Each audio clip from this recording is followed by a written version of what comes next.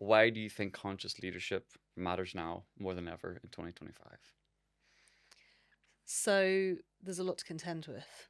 I Mm, mean, we're looking at a really complex and volatile world right now. I mean, from a political perspective, from a social, economic, there are so many sort of almost conflicting pressures.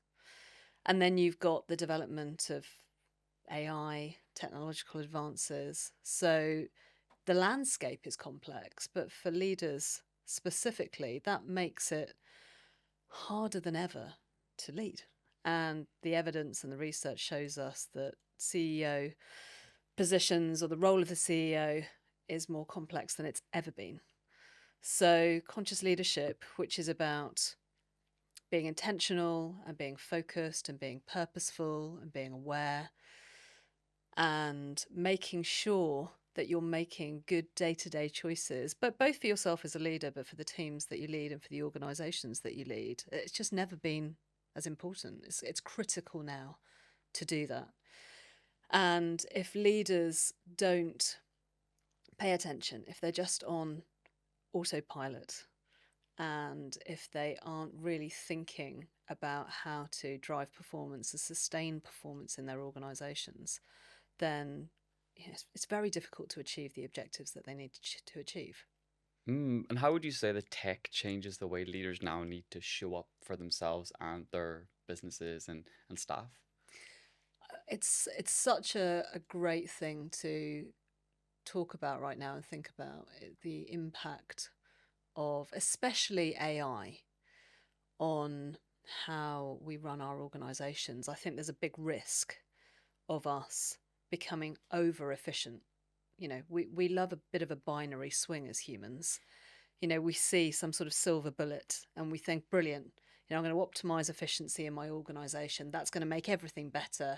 I'm speaking to my clients and to a lot of leaders at the moment and HR directors and chief people officers, and they're being told that they need to drive efficiency using AI, and it means they can't backfill or recruit the people that they want to recruit into the business, coupled with the fact that employment costs are rising, and so they can't also employ the extra people that they were thinking of employing. So I think we are seeing this evolution in AI as the silver bullet, as the fix. The big risk is with that overcorrection, if we take it too far, is that the problem if we take it too far is that we'll lose the human aspect of businesses. And we know it's common sense, and we know the research tells us that it is the way that people feel in organizations that drives the highest levels of performance. Every study that's looked at this, when we look at high performing teams, it's the way people feel. It's the ability to connect with each other. It's the ability to operate together effectively, co-creation, innovation, creativity. They're all very human things. And if we take it too far with AI, we're putting our businesses at risk. I mean, leaders really, really need to understand that. My worry right now is that we're making very short term decisions about things. And if we're in organizations that need to create lasting success and sustained success, we need to get the technology and the human stuff working in collaboration. That's the only way to make this work. Agreed. Agreed. But what happens when a leader doesn't show up consciously? What happens then? All sorts of bad things. Well, so yeah, if a leader doesn't show up consciously, I mean, I'll give you an example of me. Mm, If I tell you about my own personal mm, experience. So arguably, I was nowhere near as conscious as a leader as I needed to be when I was operating as a leader in HR, as part of a leadership team mm. before I went out on my own, and that was a lack of self awareness. It was a lack of presence and awareness of what my team needed. Mm. And it was a great, huge lack of self care and the ability to manage myself in a way that sustained my energy. And then, of course, what that leads to is, you're an exhausted leader, you're a burning out leader, you're a distracted leader. And so you're not giving your team clear direction. You're not spending enough quality time in quality conversations with them to help them to get to where they need to be. You're not creative. You're not innovating. You're becoming cynical often. I mean, a sign that a leader is burning out is cynicism. So you become more negative. You are perhaps not operating from a mindset that is motivating for the rest of the team. There's all sorts of things that happen when you're not conscious. But also, you're simply not aware of the effect that you have on the people around you. And, leadership is all about how you operate in order to get things done through other people. And there's two sides to that. There's the doing, and then there's the being. Now, it's the being of leadership that differentiates an exceptional leader from a mediocre leader. And if you're not conscious, you're not working on the being part. You're not Mm. mastering the being part. And I think as leaders, I mean, this isn't about, bad people doing bad things. It's good people not doing what they need to do in order to optimize their effectiveness as a leader. And we don't really pay a huge amount of attention to the being bit unless we get it, unless we are conscious. And I think that is the future. I think that all of the leaders that I work with, and I've worked with hundreds, we end up talking about how they feel and how they need to be in order to optimize performance. And that's where consciousness comes in. And if there is a company or a leader that isn't applying this type of leadership and they hear this today, Mm. what would you say their first step should be? Don't dive in, obviously, but how can they start? They just need to believe that becoming more conscious or becoming more aware or paying a bit more attention to themselves is the right thing to do. So we've looked at 20 years of research into leadership, executive burnout. And the punchline is that the two things that enable a leader to sort of mitigate the risk of burnout are self-awareness and self-care. So unless you're paying attention to those things, you're going to be suboptimal. You won't be performing at your best. You simply will not be leading your team as effectively as you could be. And then, of course, you're not going to be performing as well. And then, there's risk of not achieving goals and all those sorts of things. And that's ultimately what we're here to do, right? I mean, most organizations, most teams, they're trying to deliver on some objectives in service of some greater goal. That's why we work. And if leaders don't understand that they need to pay attention to themselves in order to do that, then they won't change. 100%. But what would you say to leaders who still think that self-care and self-awareness are seen as like softer skills? What would you say to them? Yeah, I mean that comes up in conversation fairly regularly. I think that that's an outdated concept. So we know that emotional intelligence is central to building relationships. It's central to connecting with your team, understanding them, understanding yourself. Daniel Goleman came up with this concept decades ago. This isn't new news. But it's just never been so important because of all of the pressures that we're now facing. We've got disengaged teams. We've got the best people leaving our businesses, leaving our teams. We've got suppressed productivity. We've got stretching goals. We're having to do more with less. We've got more pressure on our shoulders than ever. And there will be leaders listening to this thinking, yeah, that's all a pile of nonsense. All we need to do is get on and deliver. Well, good luck to you. And I'm not being glib about this. I fundamentally know, I mean, because I do this work all of the time, the best leaders, the ones who deliver the best results, the ones who have the best teams, who have loyalty and commitment of the team around them. They have people who go the extra mile for them. They have people who stay with them through thick and thin, who are adaptable, who are open to change. The people we want in our teams because they make our lives easier as leaders. Those leaders get this in no uncertain terms. So it depends on whether you want to differentiate yourself, on whether you want to have competitive edge, or whether you just want to be okay. You said the people that get it understand this, but what misconceptions do you think like CEOs or like people who've been in the industry and haven't updated their knowledge, what would you say the biggest misconception you've seen and you just roll your eyes? that leaders are resilient. Mm. You know, it's a myth that the majority of the leaders in your organization feel good and feel okay and feel energized and bounce out of bed in the morning or feel able to deliver what you're asking them to. Like we know now, and this 20 years of research into leadership burnout shows us that burnout isn't a capability issue, it's a capacity issue. So we're pushing the system to the max. We are piling more and more and more on our leaders than we ever have. And, you know, against a background or a landscape of complexity and volatility, you know, it's just really hard for them. So I think if CEOs are sitting there thinking, yeah, my leadership team are fine, and Bob and Ben and Jill and Terry are all feeling okay, I mean, let me tell you this now, like they're not.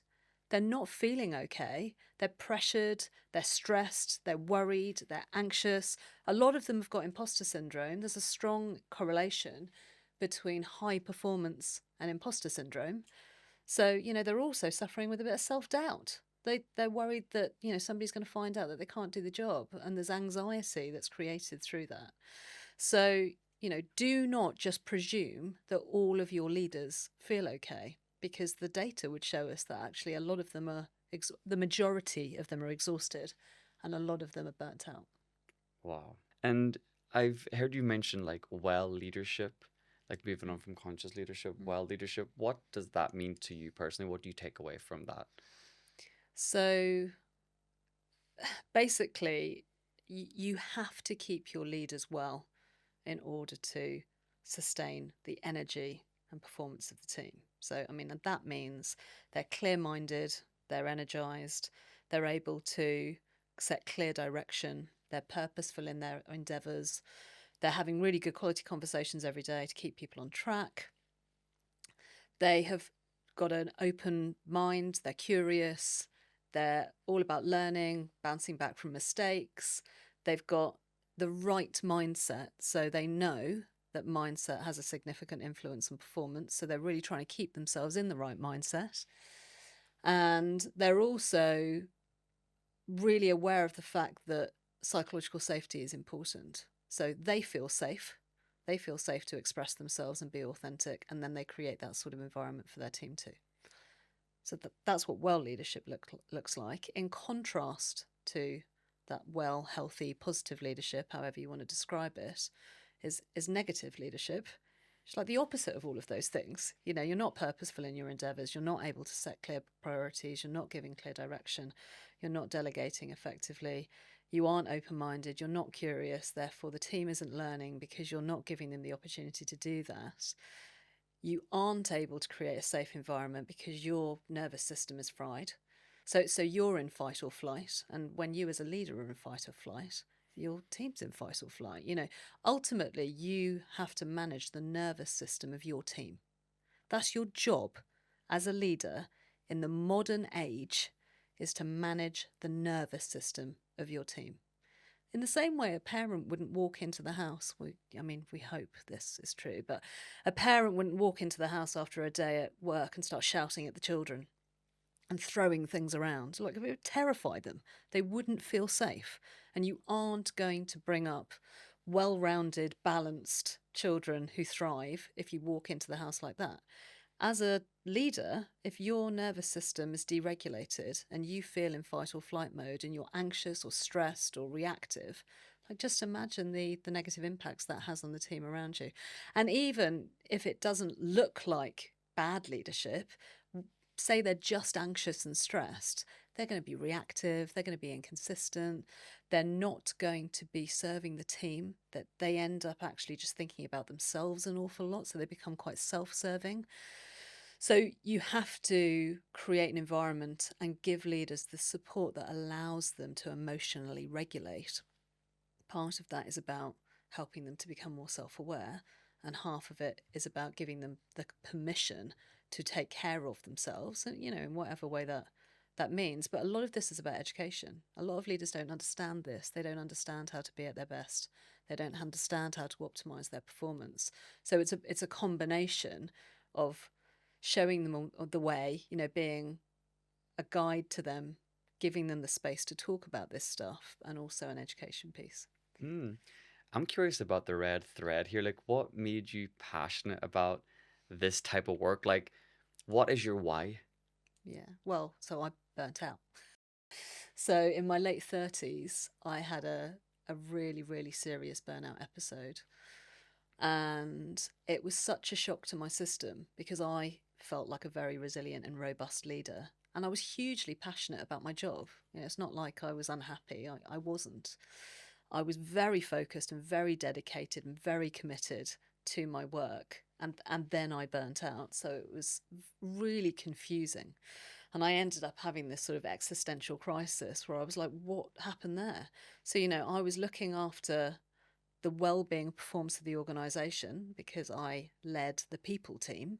So ultimately, like, I should have been the one who, if they were going to defend against this, like, surely it should have been me. So that was awkward. And actually, just I totally lost my confidence at the time as a consequence of me not being able to see what was coming. And I just woke up and thought, hold on, we're doing it all wrong. And I just realized that I hadn't been conscious. I wasn't self-aware enough to have been able to do what I needed to do and focus on the things that I needed to do in order to keep myself on track. And I certainly didn't take care of myself, I mean, in any way, shape, or form. And so I had to learn a huge amount about myself. I then thought, right, hold on, there are so many leaders around me who are struggling. There was just so much discomfort amongst the leaders that I would see all the time, but it was a secret. It still is. Leaders keep those things a secret because they have to be the strong ones. They're constantly masking, leaders. And the burnout research shows this, right? So one of the biggest contributing factors to leadership burnout is pretending you're okay when you're not, and having to be okay whenever for everybody else when you don't feel okay. So yeah, it was just a big wake up, and there was things I started to see in the world, the inequities and the fact that people weren't doing enough to help each other. And I just thought, I'm not going to do this anymore. I'm not just going to sit by and watch things falling apart or watch suffering. I'm going to help because I decided that I could, and I decided that we all can. I just realized that I maybe could. And that was it. Right from that day onwards, I thought I'm going to try and fix this at a systemic level. And I can remember being really challenged in the early days. I'd come up with the conscious leadership model, started doing research for my book, and I can remember going to this coaching forum. We were all talking about what we did. And I said, I want to, uplift humanity through conscious leadership and help. At the time, I think it was like 1 million people. It's now 100 million people because I just think 1 million's not enough. And I can remember one of the coaches in the room almost quite angrily saying to me, why can't you just work one-to-one with people and just be a coach? Why does it have to be so grandiose? Why does it have to be so big? And I was a bit like, why wouldn't it be? Like, why would you not really try and create systemic change if you had come to some realizations about what needed to be fixed and how you could fix it? Like, that's the right thing to do. I could sit in a room every day, one-to-one with people, and over the course of my lifetime, I could help maybe a few thousand, or I can figure out how to scale this and bring this to more people, and then we can help millions. Well, like, why would you not do that? So I can remember him seeming frustrated and sort of almost incredulous about why I had such a big vision. And I was looking at him thinking, well, I don't think you're taking enough responsibility. And I mean, of course, 8 years later, it's hard. Systemic change is really hard. And of course, that's why a lot of people do what they can. And of course, you know, great. I think if anybody is doing anything to help society, whatever, the smallest acts of kindness or whatever, then, hats off to you. More of us need to. But for me, this is about a global, systemic change to the way we lead for the sake of humanity. And it's just really important to me. I want to take it back to when you mentioned the burnout. Was it you? Was it your colleagues? Was it your family that started noticing and say, "Hey, Natasha, like, are you good?" Or was that something you realized yourself? Can you talk me through that moment or that period? Yeah. No, it wasn't me. Um, so I had about an hour's drive home from work every day, and I started to feel sort of panicky on the way home. At the time, it was actually panic attacks. I didn't realize that. So I'd be driving home and I wouldn't be able to see. So it was terrifying. I couldn't see, I couldn't concentrate. And then I'd be like, I don't think I can hold the steering wheel straight. So for a few weeks, repeatedly, I'd have that situation. I'd have to get off the motorway as quickly as I could to obviously stay safe. And I can remember going in and seeing one of the partners and saying to them, "Oh, there's something weird's happening to me when I drive home from work," and it was dark as well, so that was even more scary. And he said, "Are you stressed?" I was like, "No, I'm not stressed. I don't know what it is. I thought it was some sort of physical problem." I said, "But I'm going to have to work from home for a bit Mm. because I'm like scared of dying." So then, about a week later, the head of HR who worked for me came up to me and said, "Mark, who is this partner, is really worried about you. He thinks you should take some time off." I was fuming. So, one, I didn't believe I was stressed. Two, I thought it was a physical problem. Three, I'd gone to him just to say, like, I just need to take a bit of time to work from home. Like, I thought that was fine. Like, that's all I needed as far as I was concerned.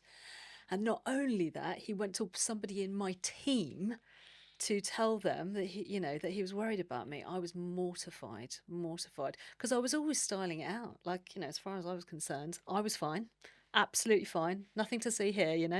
The mask, The mask, yeah. And then a few weeks later, so I mean, I didn't take any time off of because, course. yeah, of course I wouldn't have done that. And then a few weeks later, I went to the doctors and just said, like, I just don't feel right. Something's really odd. And they said, "You're suffering with anxiety." And I was like, "I'm not. I'm not suffering with anxiety. I'm not even stressed. Like, I don't know I've got nothing to worry about." Anyway, long story short, I was clearly stressed out of my head. I just didn't see it. I just didn't understand it. And I mean, I was still frustrated that it had been raised. I just felt embarrassed. I felt embarrassed and I felt weak. I felt like I couldn't cope. I mean, now, because I know what I now know that good leaders are more likely to burn out than bad ones. People who care are more likely to burn out. High performers are more likely to burn out. I mean, this is not a capability issue. I mean, who knows? I'm not saying that was perfect. Far from it. But I wish I'd known at the time that it wasn't because I was not able.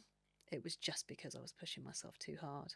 And not just that, organisationally, there was a lot going on and it was just very stressful. But yeah, I didn't see it. So it was someone in your team that brought it to your attention. Yeah. And then from where we are now to that moment, like, was it difficult to seek support? Like, because it feels like you were very strong-willed and I'm fine, I'm good. How was that process of the realization, the trying to take action and Yeah, I mean, I didn't seek support at the time, and then of course, and I eventually burnt out. mm, So my physical health started to deteriorate. I had a bad back. I got migraines. I was exhausted, and then my emotional health started to deteriorate. So I would cry a lot. I just felt really stressed. I couldn't sleep. I was struggling to make decisions. I'd always been really decisive and had absolute clarity and huge amounts of confidence to the point where actually my ego was probably way too much. My ego is probably much more in control than it should have been. I mean, this is a very humbling experience that I've been through, but the wheels were falling off the bus. I mean, still didn't get any help. I think I went on anti-anxiety tablets for about 2 weeks and they made me feel a bit weird, so I came straight off them. And of course the doctors, they're not necessarily set up to support you, so at the time they said we're going to send you for therapy, but there was a 6-month waiting list. So, and I thought I probably don't need that anyway. So that was it. No, I didn't get any help. It wasn't until I absolutely hit the wall and it was like a catastrophic failure that I then was like, oh, oh yeah, okay. And then I got loads of help. In terms of signs and what to look for, what would you say for anyone who manages leaders or a huge team? What would you tell them to look out for? What would you say the main signs are? Okay, so as a leader, you should have a clear mind. You should be able to stay on top of priorities, and that will mean constantly reprioritizing. So you have to be quite organized. You should be emotionally regulated. So you should feel calm and steady and balanced. I mean, not all of the time because we're human, but a lot of the time. You should be able to sit and listen to somebody speaking to you and be present for that. You should be able to sit down and have good quality conversations with your people about their needs and their development needs and what they're doing at the moment and are they focused on the most important work. And you should be regularly connecting with people and want to do that. And presence is a really important part of that. Um, you should feel optimistic or certainly have a sense of belief that you'll be able to solve things. You should be able to solve things. You should be trying to problem solve. Um, and you should be continuing to learn and grow and realize that mistakes happen and you can bounce back from them and that's fine and be able to regulate in times of stress and crisis. So that's what should be happening. If any of those things aren't happening, and of course the flip side of all of those things is the opposite, then you may be burning out. And the signs of true burnout, like when you're really getting to the point where things are starting to go wrong, you will be exhausted. You won't be able to top the tank back up. You won't be able to get back on your feet. You know, even after a good night's sleep, you'll still feel terrible or exhausted. You may feel cynical, skeptical, and you may be starting to lose your confidence. Those are all signs. And all those three together, the exhaustion, the cynicism, and the self doubt, like if all of those are happening together, you are burning out. You're reaching the edge. I love that you said it's not about capability, it's about like what your capacity. Yeah. That was very Yeah. profound what you I said mean, there. that's come out of the research. Mm, Like that's a clear finding. mm. And I'm really pleased about it. I've only just had this report through from Oxford University. I'm really pleased that that's in the research because I think going back to your point about, you know, the skeptical CEOs who thinks this is all soft. Well, if you push your leaders too far, like you're just going to break them. Like this isn't about hard and soft. It's about if you want your leaders to do more than they've ever done before, and if you're pushing them to the edge, and if you're increasing their targets, and if you expect a lot from them, and if they're, you know, in terms of there's parts of the system. So if you know, National Health Service would be a good example where they are up against it. The leaders in those types of organisations are so up against it. They're so stressed. You can't just expect them to be okay regardless of how much pressure they face. I mean, that would be ludicrous. And I think, you know, sat at home in an evening, a CEO, an MD, a senior leader who was honest with themselves, if they said to themselves, yeah, can I keep on pushing my leaders to the absolute max with no respite and expect nothing to break? Well, of course not. I mean, that would be absolutely ridiculous to have that thought. So I'm really, really pleased that the research shows us now that burnout is a capacity issue, not a capability issue, because I think that it will allow senior leaders to take this more seriously. Right, and take it on board and realize that we're not all superhumans. Well, exactly. So we're talking a lot with leaders and all these different models of leadership. Where can they go, or what do you do to help them?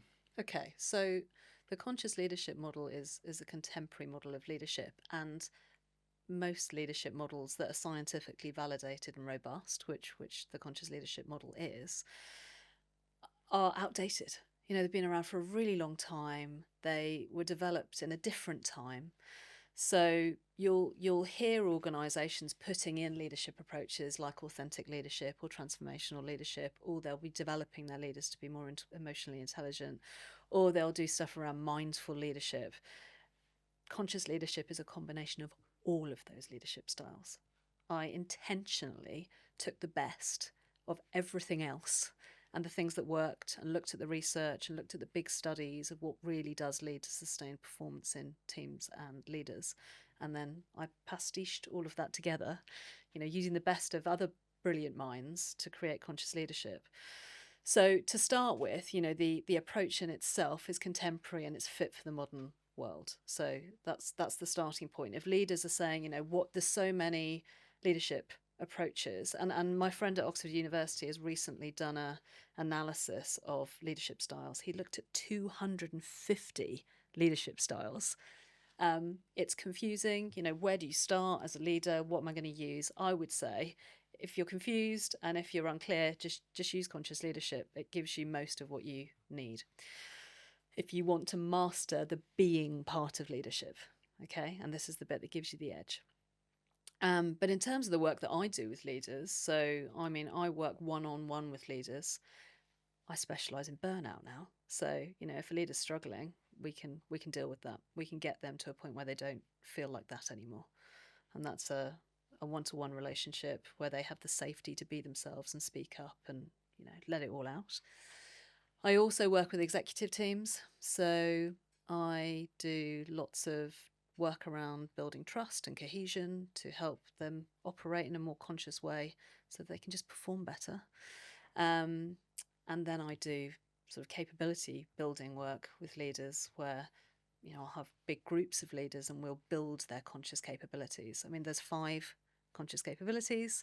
So the first one is about being purposeful. So making sure that you're keeping the most important thing, focusing on what matters most, being able to give clear direction to others, but also getting a sense of meaning for yourself. The second aspect of conscious leadership is about togetherness. So how do you create an environment that's psychologically safe? But it starts with you feeling safe as a leader. Then we've got being awake. So that's all about understanding yourself, understanding the ripple effect that you have on the people around you, but being present. But a lot of that is about just learning about who you are. And then what we're doing in those sorts of situations is we're allowing leaders to sort of release the stuff that doesn't serve them, the limiting the beliefs, the things that just get in the way of them feeling and performing well.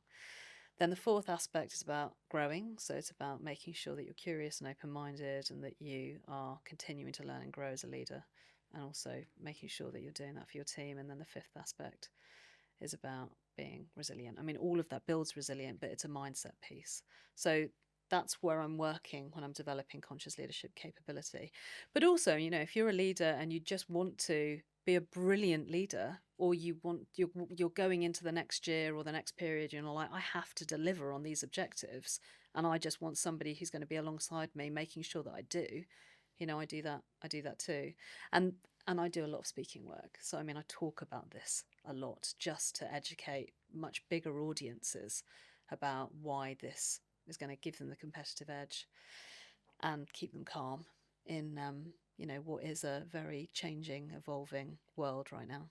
I feel like that work that you do, it's so well suited. Like your reason why. I love that you've had an experience of your own and you're taking that to places, and I feel like people really probably resonate with that a lot more because Mm. you're really speaking with a lot of like conviction and intent. What would you say is the one mindset that you credit most for your success? It took me a long time to get here, but it is be yourself. I think we spend so much time trying to be what other people want us to be, and that leads to inauthenticity. And we know that when we're masking and when we're modifying our behavior, it's incredibly stressful. I don't necessarily consciously know that. But also, being yourself is your uniqueness. It's the thing that's special about you. It's the thing that makes you you. It's actually much easier to work and support people if you are yourself. Um, and that's what I do now, and that's who I am. I've sort of really lent into just being me. I had to do a lot of work to accept myself, to be able to love myself, to not think that I'm just a total weirdo who is very different to a lot of people and thinks very differently to lots of people. Often, for years and years and years, I just felt either disruptive or odd, like the odd one out. And then thought, actually, maybe that's my superpower.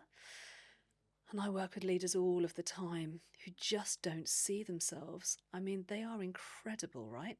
There are everybody I work with is incredible, whether they see it or not, whether they're fulfilling their potential or not. Most of them aren't. They've got so many limiting beliefs.